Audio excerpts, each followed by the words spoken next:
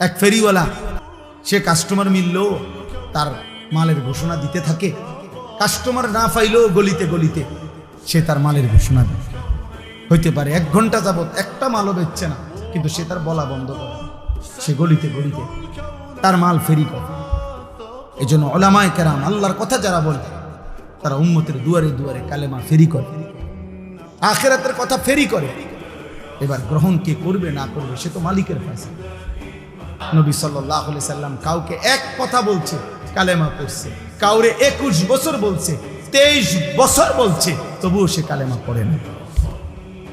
হযরত আব্দুল্লাহ ইবনে সালাম অত্যন্ত পণ্ডিত ছিলেন ইহুদিদের।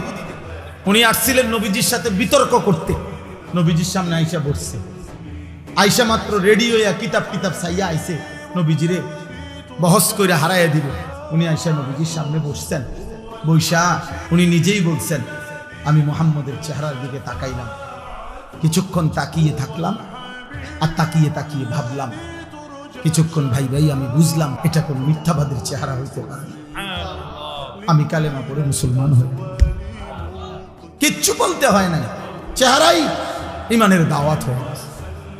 38 বছর রাতে দিনে সকালে দুপুরে নবীজি সাল্লাল্লাহু আলাইহি সাল্লামের আদব আখলাক, চলা ফেরা, কথা বার্তা সবকিছু আবু তালেব জানতো। একটা শব্দ ভাতিজার চরিত্রের মধ্যে একটা দাগ লাগাবে এমন ছিল না, এটা আবু তালেব জানতো।